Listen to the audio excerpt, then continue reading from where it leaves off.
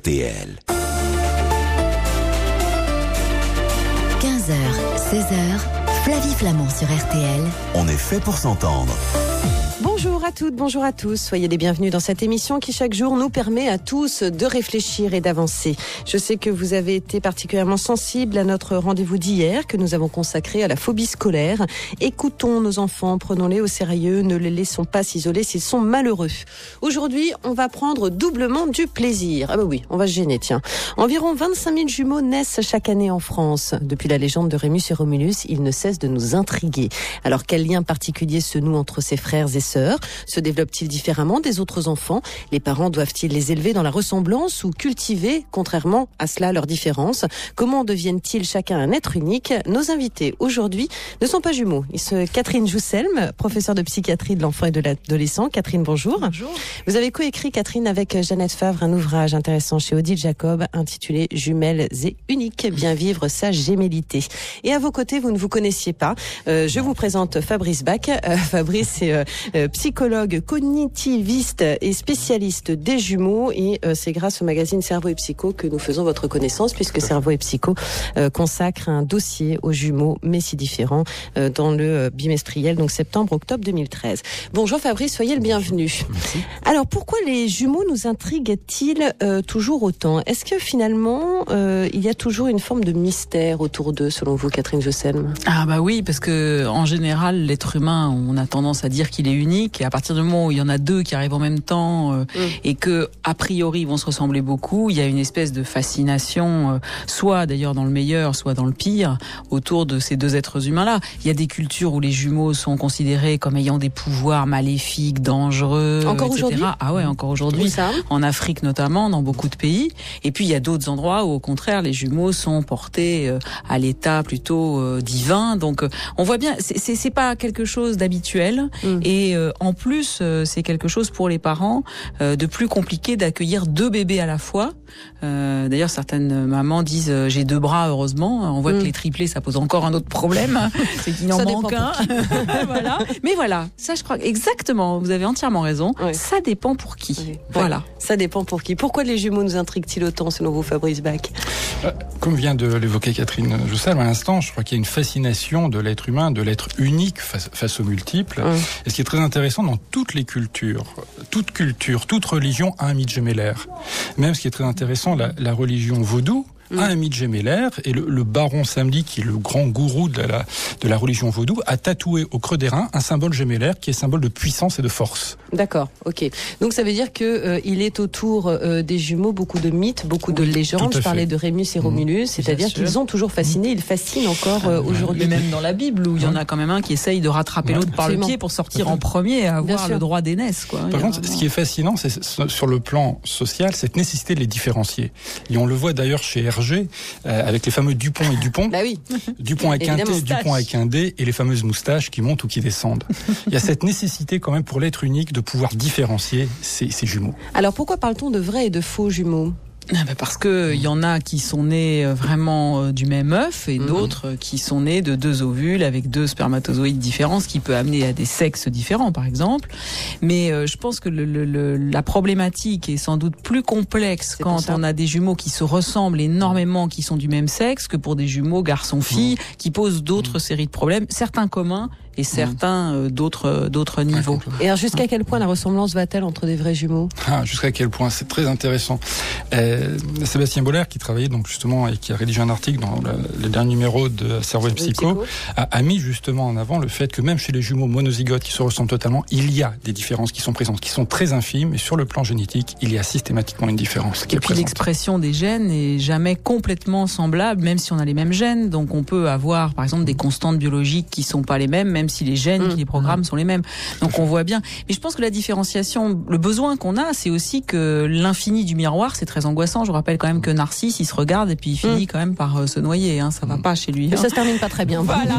Donc la problématique de la différenciation, c'est de se dire quand même, c'est pas possible. Chaque être humain a une identité. Il y a quelque chose de cet ordre-là. Est-ce que l'environnement aussi a quelque chose à voir avec, parce que le fait d'avoir plus de gènes en commun, est-ce que ça rapproche naturellement les vrais jumeaux, ou est-ce que c'est aussi l'environnement qui concourt à ça? Oui, ça c'est une grande question, une question qui anime encore les psychologues. Quelle est la part de l'inné et de l'acquis chez l'être humain. Oui. Et pendant très longtemps, les jumeaux ont servi d'objet d'étude pour chercher à différencier, avec notamment la méthode qui avait été créée à l'époque par Galton de ce qu'il avait appelé le co-twin control. C'est-à-dire on soumettait un des enfants à un apprentissage et pas l'autre, on regardait ce qui allait se passer. Il a quand même fallu attendre les années 80, voire les années 90, pour qu'enfin il y ait véritablement des recherches qui s'intéressent aux jumeaux, à leur développement en eux-mêmes et à la spécificité de leur développement. Et non pas simplement en tant qu'objet d'étude pour prouver d'autres choses. Est-ce qu'ils se développent l'un grâce à l'autre ? Est-ce qu'ils sont justement inhérents au développement de l'autre ? C'est un mélange, bien évidemment, et ça dépend beaucoup du regard des parents. C'est-à-dire que plus les parents vont réussir à les identifier chacun avec leur identité, plus ils vont avoir une synergie l'un l'autre pour se développer, plus ils vont être mis dans un magma fusionnel, plus ça va être compliqué. Est-ce que ça veut dire qu'il faut se méfier de la fusion gémellaire ? Alors, réponse de psychologue, oui et non. À un moment donné, cette fusion gémellaire est tout à fait naturelle. Entre la naissance et 2 ans, on a pu établir que c'est une étape par laquelle passaient ces enfants pour se développer. Ils ont passé plusieurs mois in utero. On ne peut pas brusquement, lorsqu'ils viennent au monde, les séparer. Donc effectivement, cette étape est vitale et importante. Il faut se méfier des attitudes dégémellisatrices, pour reprendre l'expression qui avait été créée à l'époque par Zazo, qui était le premier à parler d'une dégémellisation, le fait d'être vigilant quant à cette fusion. On sait qu'aujourd'hui, oui, il faut y être vigilant, mais attention à ne pas brusquer les choses. Mais par contre, être ensemble ne signifie pas être forcément dans une fusion dans le regard de l'autre. C'est-à-dire que les jumeaux peuvent ensemble avoir des communications tout à fait fusionnelles, mais les parents, eux, ont intérêt à les différencier dans leur tête et à avoir 2 individus. C'est ça qui est important. On va en parler dans un instant avec vous, avec nos auditeurs. Je vous invite à composer le 3210 si vous avez un frère jumeau, une sœur jumelle ou si vos enfants sont jumeaux. Si l'un de vos parents ou votre conjoint est jumeau, venez justement nous raconter comment vous l'avez vécu de l'intérieur. Nous sommes au 3210 et je suis pas toute seule au bout du fil. À tout de suite. Vous écoutez RTL. On va parler d'amour prochainement dans une émission que nous allons consacrer au mariage. À quoi correspond le mariage dans notre société d'aujourd'hui, d'autant plus qu'aujourd'hui on peut épouser une personne du même sexe. Si vous allez vous marier, quelles sont vos motivations ? Est-ce qu'il est important pour vous d'officialiser votre union ? Est-ce que vous êtes poussé par la famille, par votre culture ou votre religion ? Que représente le mariage pour vous ? En quoi va-t-il changer votre vie ? Eh bien, apportez-nous vos témoignages. On vous attend dès maintenant au 3210 ou laissez-nous des messages avec vos coordonnées sur le site de l'émission sur rtl.fr. 15h, 16h, Flavie Flamand sur RTL. On est fait pour s'entendre.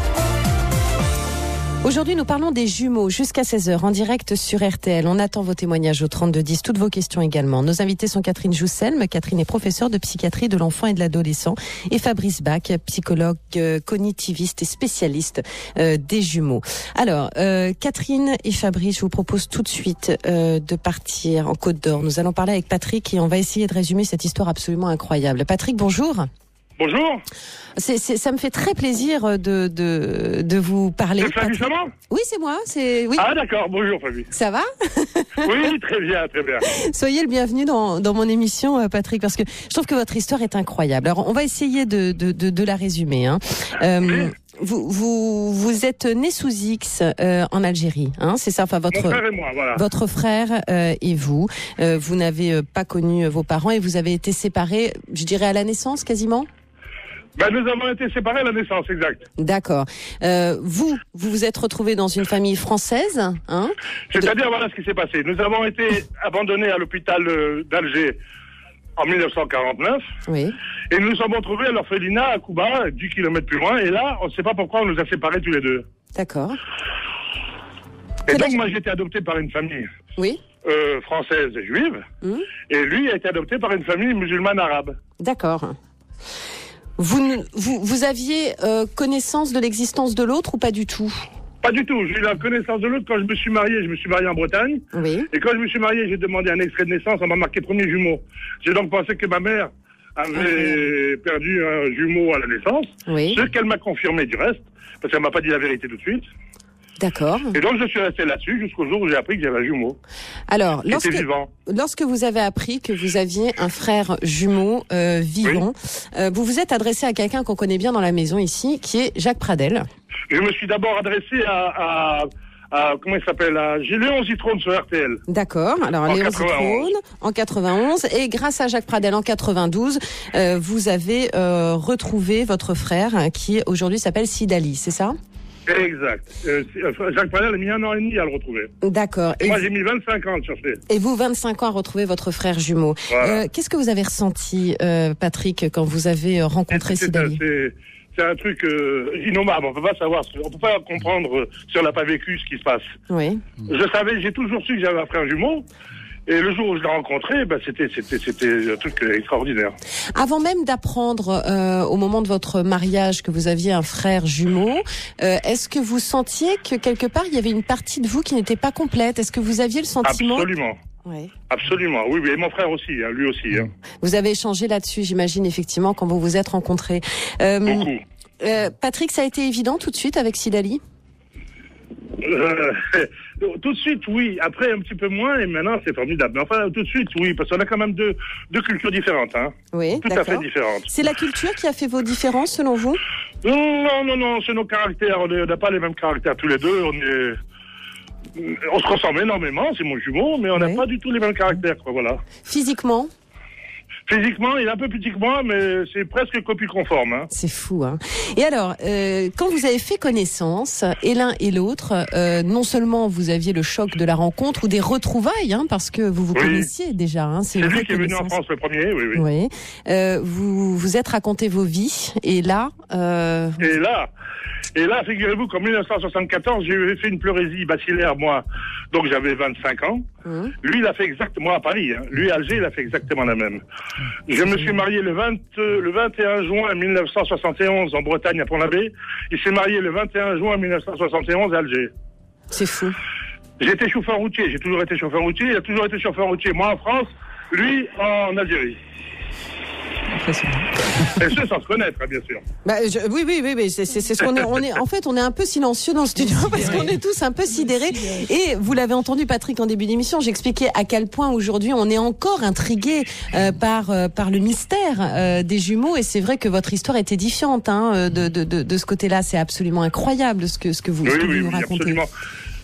Et alors dites-moi, Patrick, aujourd'hui, comment est-ce que vous définiriez le lien que vous avez avec Sid Ali, puisqu'il vous a manqué quand même de nombreuses années. Il m'a manqué pendant 25 ans. Hein. Et oui, alors il m'a manqué pendant 25 ans sans vraiment le savoir, puisque je le connaissais pas. Mais là, maintenant, on s'est retrouvés, on se quitte plus maintenant. Hein. Mais alors comment est-ce que vous pourriez définir ça? C'est-à-dire que quand on a une sorte de trou de 25 ans, est-ce que vous le ressentez ou est-ce que finalement vous avez commencé votre histoire d'une façon évidente?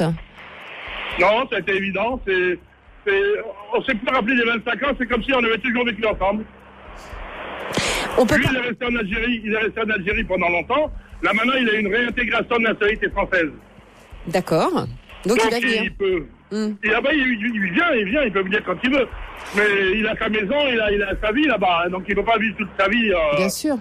Alors moi, je vais là-bas et lui, il vient ici. Est-ce qu'il vous manque? Absolument, bien sûr. On se téléphone tous les jours. Hein. Oui. On peut parler d'un amour évident? Absolument.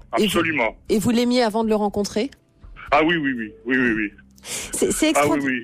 C'est extraordinaire, Patrick, parce que je vais me tourner vers Catherine et vers Fabrice, parce que bien évidemment, quand on écoute l'histoire de Patrick, on peut essayer d'être rationnel autant qu'on le veut. Patrick est bien la preuve qu'il se passe parfois des choses magiques aussi dans la vie quand il nous raconte ça, Catherine. Et puis alors, il y a toute la problématique du secret, de l'accouchement sous X, qui nous raconte, du fait qu'on lui dit qu'il y a eu un jumeau mais mort. Enfin, on sent bien que cet homme, au niveau de son identité, il a eu des tas de questions tout le temps. Et puis alors, quand il rencontre son frère, ce qui est formidable, c'est il dit c'est un moment, il n'y a pas de mots. Parce que quand vous réanimez quelqu'un que vous avez pensé mort et qu'avant vous sentiez bien qu'il manquait quelque chose, mais c'était un ça, vous savez pas ce que c'était, c'est un moment quasiment psychotique, quoi. Vous perdez tous vos repères.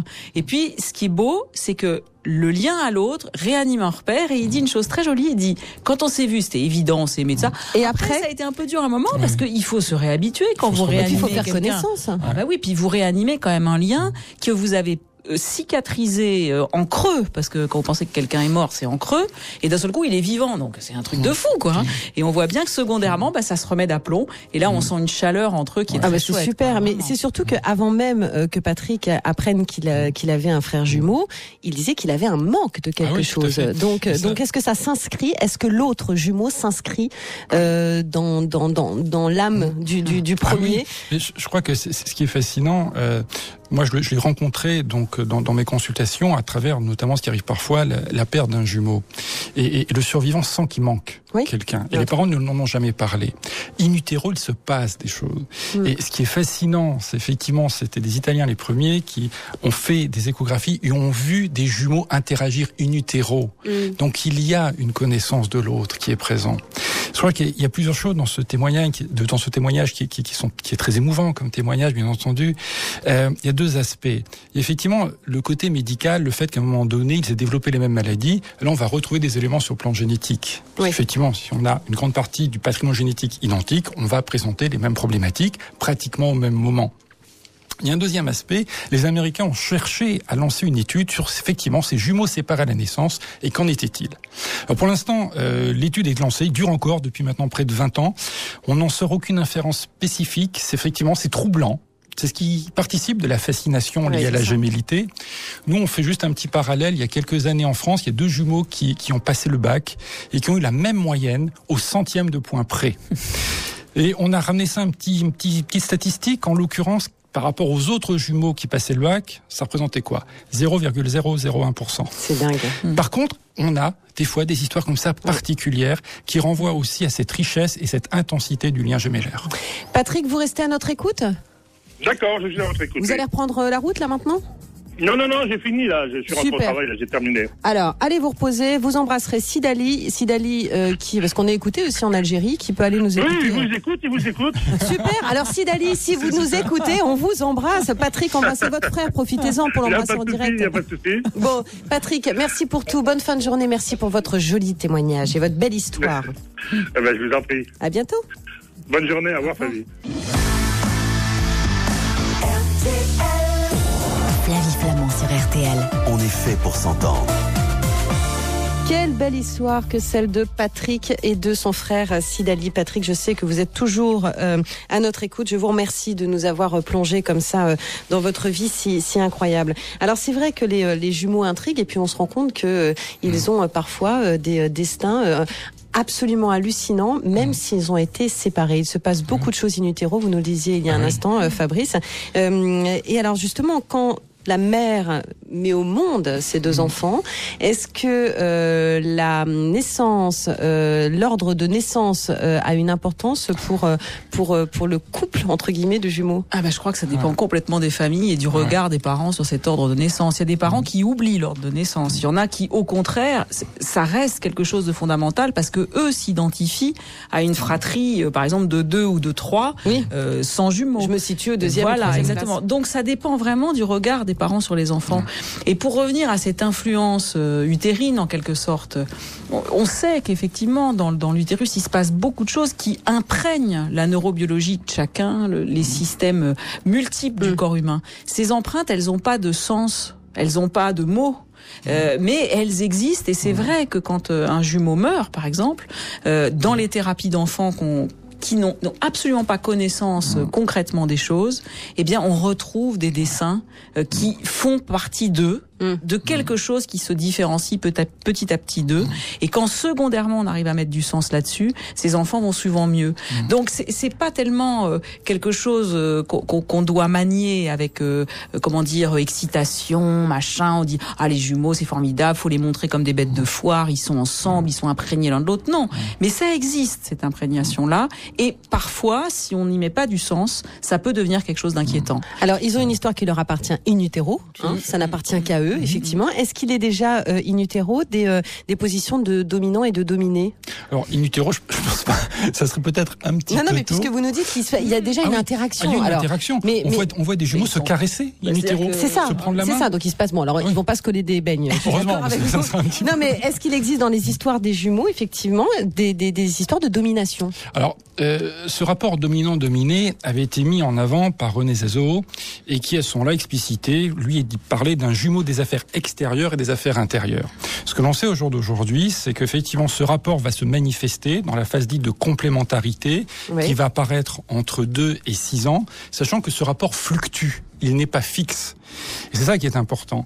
Il faut être vigilant lorsque ce rapport peut se figer et qu'effectivement, lorsqu'un des jumeaux va systématiquement prendre l'ascendant sur l'autre, là on rentre dans le cadre d'une problématique gémellaire qui peut véritablement parasiter tout le devenir et la construction de la personnalité des enfants. Ça veut dire que les parents ont un rôle déterminant. Oui, effectivement. Dans un sens comme dans l'autre. C'est-à-dire, dans la fusion, ils ont un rôle déterminant parce que s'ils remettent les enfants face à face en miroir à se regarder toute la journée et qu'ils regardent le magma des jumeaux, évidemment, la fusion risque d'être vraiment inquiétante au bout d'un moment.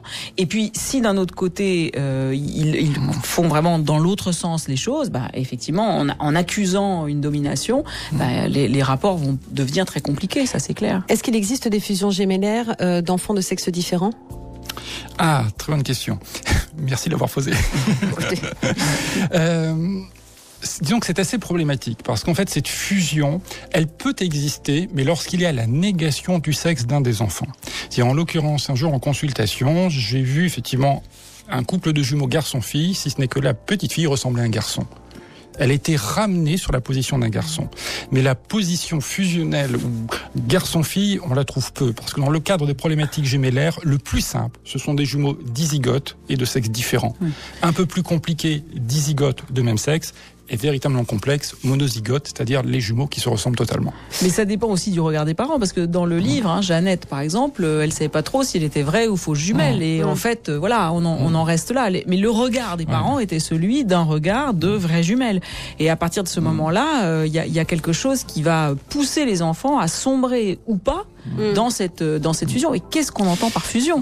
Le langage, par exemple, des jumeaux. Alors, est-ce qu'ils ont leur propre langage? Est-ce qu'ils peuvent s'inventer un lexique, un vocabulaire? Oui, effectivement, ça c'est intéressant parce que les premiers à avoir identifié ça, c'était 2 chercheurs russes, Luria et Yudovitch, qui avaient identifié au fin fond de l'Ukraine un couple de jumeaux qui avait construit tout un langage avec une grammaire, des mots adultes, enfants. D'accord. Et donc ils se sont dit mais c'est extraordinaire, ces enfants étaient en totale autarcie et se parlaient entre eux. Zazzo a trouvé cela et s'est dit mais voilà, il existe ce qu'on appelle le langage cryptophasique, c'est-à-dire un langage spécifique que les jumeaux développeraient pour justement signifier leur lien.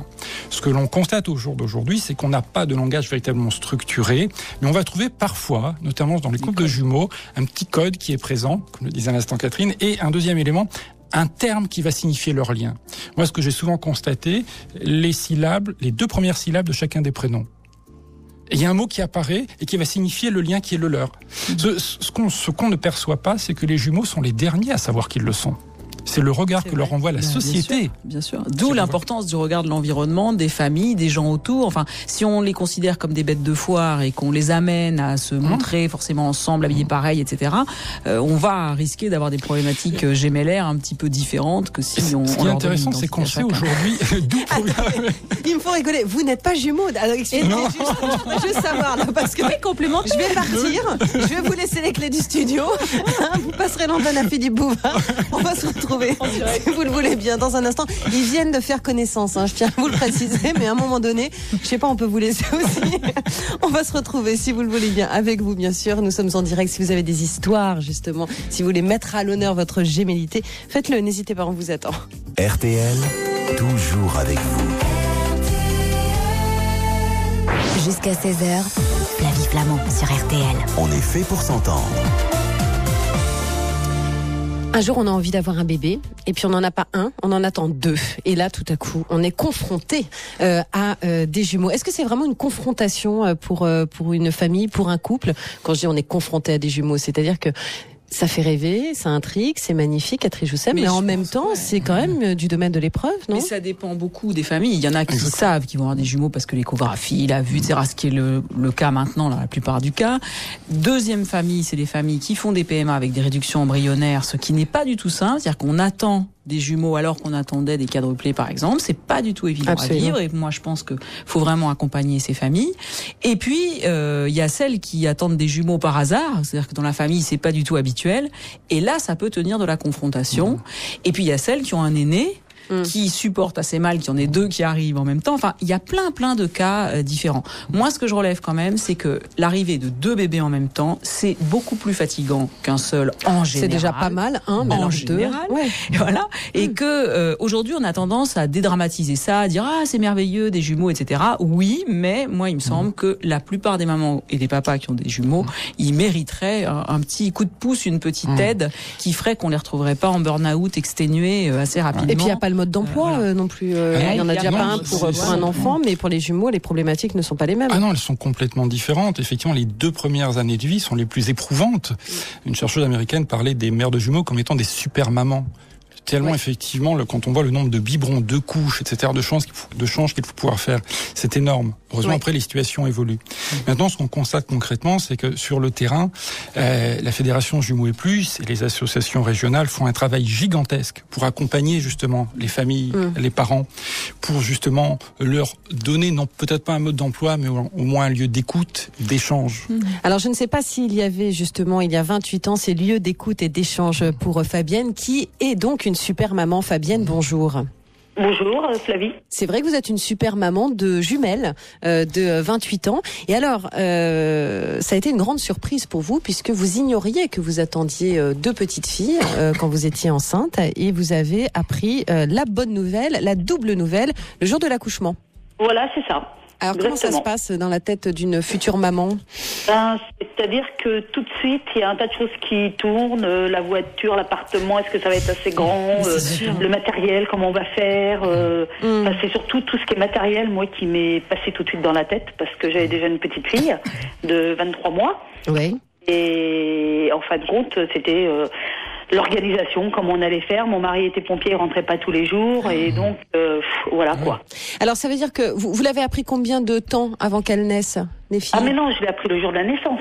Non, oui, d'accord, ok. Non mais c'est en accouchant. On vous a dit on a un deuxième qui arrive. Et non, j'ai eu une césarienne. Ah d'accord, ok, d'accord. Donc en fait, je l'ai su un petit peu après la césarienne, le temps que je me réveille. Oh là, d'accord. Bon, alors Marie-Lou et Alexandra aujourd'hui, elles ont 28 ans. Je disais il y a un instant qu'on n'a pas de mode d'emploi déjà pour un enfant, donc pour 2 évidemment pas du tout. Quel impact l'arrivée des filles a-t-elle eu sur votre vie de famille, votre vie de couple? Sur la vie de couple, rien du tout, parce qu'on était très contents de les avoir, quoi. C'était d'accuser le choc, quoi. Mais pas d'impact. Bon, l'impact, c'est vrai, c'était la fatigue. Au début, on allait faire les courses, combien faut de couches, les biberons, comme elles étaient prématurées, donc elles vomissaient. Après les biberons, fallait recommencer. C'était en moyenne 18-20 biberons par jour. C'était un tas de choses comme ça. Donc, c'est vrai que c'était très très fatigant, quoi. C'était les biberons toutes les 3 heures, surtout qu'il y en avait une qui était très petite. Donc on a quand même eu de la chance, elles n'ont pas été en réanimation parce qu'elles avaient un poids correct. Donc voilà, mais c'est vrai qu'au niveau de l'organisation et la fatigue, surtout quand on a déjà une petite fille juste avant. Bien sûr. Qui réclame de l'attention quand même, parce que voilà quoi. Et beaucoup d'attention avec les jumeaux qui viennent d'arriver, beaucoup d'attention pour la petite, et en fin de compte, je trouve que nous, on a plutôt laissé un peu à part notre fille aînée pour les jumelles, parce qu'il y avait beaucoup de choses à penser. Ça vampirise en fait, c'est-à-dire que c'est une attention très particulière qu'on doit apporter à les jumeaux, permanente, et dont peuvent souffrir aussi peut-être les frères et sœurs à l'arrivée, quoi. Oui, parce que c'est vrai que moi ça s'est très très mal passé du fait que j'avais des jumelles et qu'on le savait pas. Donc au niveau de mon accouchement, c'était très très difficile en fin de compte. Et je suis rentrée chez moi que 3 semaines après l'accouchement. Et ma fille, elle, je suis partie, je suis rentrée. On l'avait préparé que j'allais avoir un bébé, mais elle a eu du mal, quoi, quand même. Et puis les jumeaux, c'est quand même des enfants un petit peu particuliers. Alors eux, ils sont ensemble, mais bon, moi, j'avais vu un psychologue qui me disait, en fait, les jumeaux ne comprennent pas que les autres sont tout seuls. Alors ils veulent les englober dans leur vie, en fait, un petit peu. Vous voyez ? Oui, je vois très bien. Voilà. Et donc des fois, ma fille aînée n'avait pas spécialement envie d'être avec elle et elles insistaient. Bon voilà quoi, c'est toutes des petites époques qui sont un petit peu particulières, mais bon, d'un autre côté, moi j'ai été très contente d'avoir mes filles jumelles. J'étais même ravie, très ravie de m'avoir les 3 filles. C'était vraiment le bonheur. Bah écoutez, une super maman donc sur l'antenne d'RTL cet après-midi. Je vous remercie pour votre témoignage, Fabienne. Et puis vous distribuerez donc toutes les bises à tout le monde, de notre part, à toute la Smala. Et puis je vous souhaite une bonne fin de journée et restez à notre écoute. Merci Fabienne pour votre appel. Merci. Au revoir vous aussi. Au revoir. Flavie Flamand sur RTL. On est fait pour s'entendre.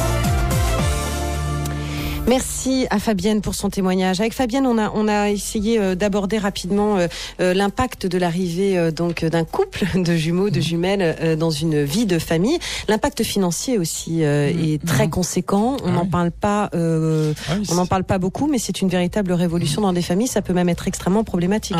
Oui, bien sûr. Et je crois que là, il y a vraiment des inégalités. Quand on a assez d'argent pour programmer quelqu'un qui peut faire la nuit de temps en temps et du coup on peut dormir, c'est quand même quelque chose d'extrêmement important parce que souvent, en plus, les jumeaux vont naître prématurés, en tout cas plus souvent que les autres enfants. Quand ils vont naître prématurés, quand ils vont rentrer, même s'ils font pas de réanimation, effectivement tous, quand ils vont rentrer ensemble ou pas. Certes, on essaye de les garder à l'hôpital en même temps, mais parfois un va sortir de réanimation plutôt que l'autre, et donc on va récupérer un bébé puis le deuxième bébé, ce qu'on essaye de ne pas faire, mais parfois ça arrive. Donc quand le deuxième arrive, c'est encore plus compliqué d'arriver à se réapproprier les 2 enfants, on pourrait dire en même temps. Et puis c'est souvent des enfants quand ils ont été prématurés qui au départ ont un petit peu plus de soucis, j'allais dire somatiques que les autres.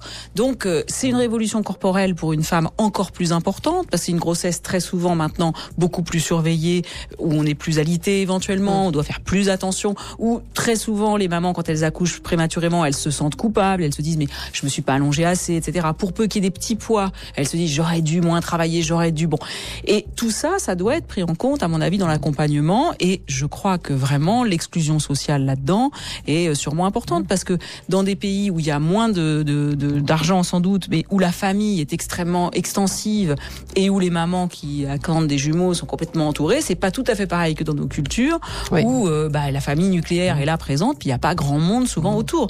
Donc je pense qu'il faut y veiller et que on accompagne ces familles au mieux. Fabrice ? Oui, mais tout à fait. Les 2 premières années sont les plus critiques et beaucoup de couples commencent à aller mal au cours de ces 2 premières années de par la surcharge de travail, et à chaque fois que ces couples parviennent à être aidés ou à constituer un noyau autour d'eux pour les aider, ça évite l'isolement. C'est impressionnant de voir comment les familles de jumeaux brusquement n'ont plus d'amis. Oui, parce que quand vous vous déplacez, je vous laisse imaginer les couffins, les couches, etc. On a moins envie de vous inviter à ce moment-là.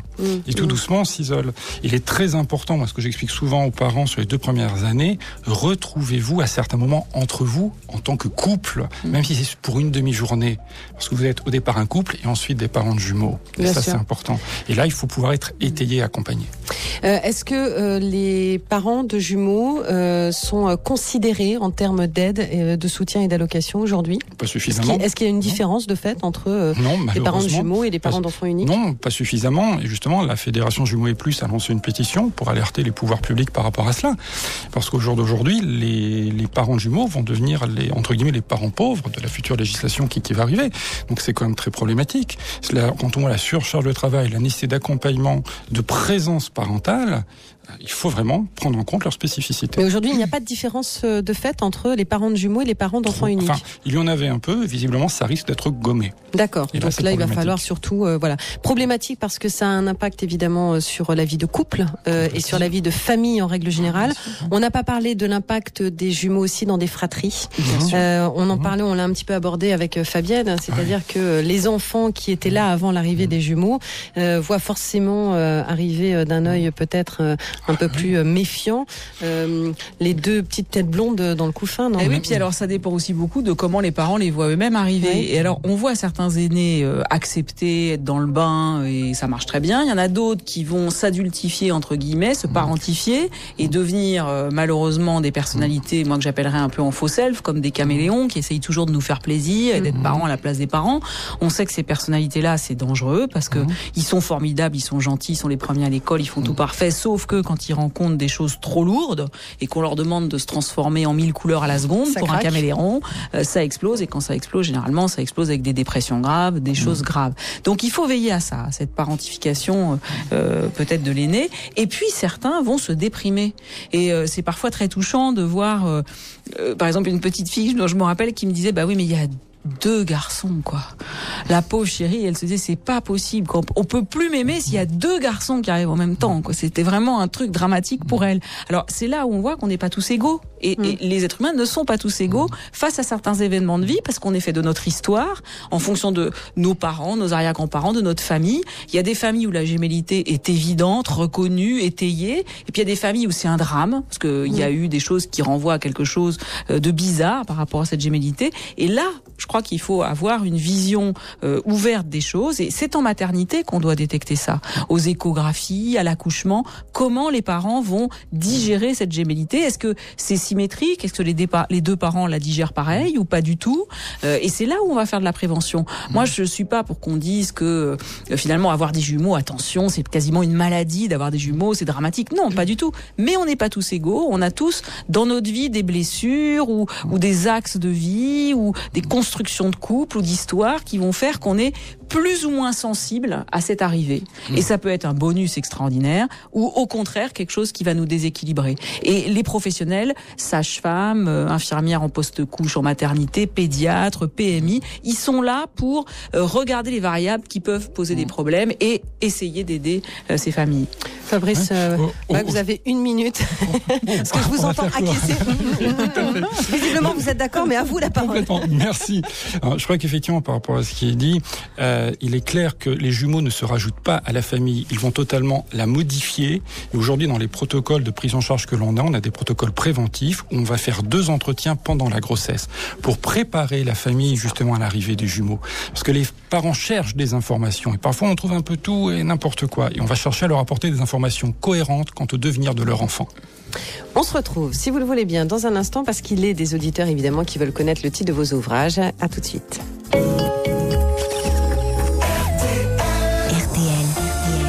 Flavie Flamand. On est fait pour s'entendre. Catherine Jousselme, je conseille donc à nos auditeurs votre ouvrage coécrit avec Jeannette Favre chez Odile Jacob, Jumelles et uniques, bien vivre sa gémellité. Vous voulez terminer par une petite conclusion, un petit message que vous voudriez faire passer à nos auditeurs? Conclusion, Einstein disait, pour être pédagogue, il faut simplifier les choses le plus possible, les choses complexes, mais pas plus que possible. Donc, faut pas simplifier plus que possible la problématique gémellaire. Il faut pas séparer les jumeaux et les empêcher de se regarder, d'être dans leur langage commun, etc. trop tôt, trop vite. Faut pas les laisser se fusionner trop non plus. C'est-à-dire qu'à certains moments, faut les sortir de ça. Mais quoi qu'il arrive, les parents, eux, doivent avoir un regard en ayant à l'idée que chaque jumeau ou jumelle a son identité.